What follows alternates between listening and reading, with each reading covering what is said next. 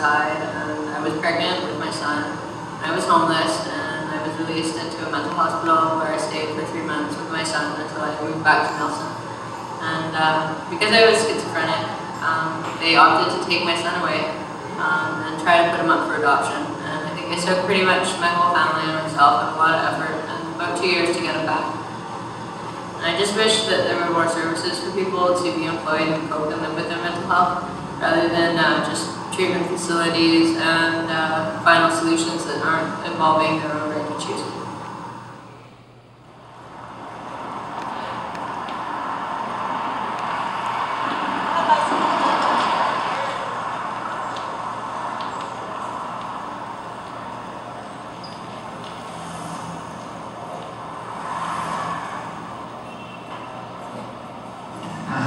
On the corner of Jackson Avenue and Cordova Street, which puts us right in the center of an area known as the downtown east side.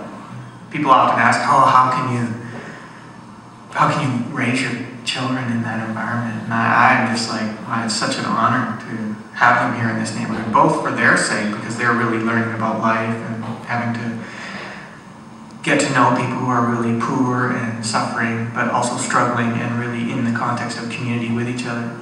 As we got involved in the neighborhood, relating with people, we saw that, one of the big problems is once the neighborhood gets poor, all the land value drops. Once it hits a certain point, and all the real estate people start like, wow, this is great land, we can buy it up, kick these people out, renovate it, and then sell that land for 3, 4, 5, 6 times, 10 times the rate they bought it for.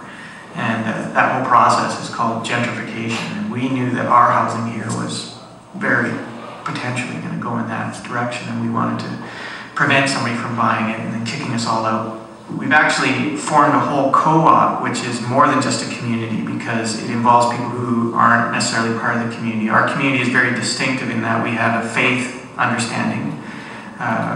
People in our community come particularly from a Christian orientation, but we have Catholics or Mennonites, Baptists, Anglicans, non-denominational people. We renovated the kitchen to serve probably around 30 or 40 people 5 days a week. From our perspective, what hospitality means is you're welcome to be here.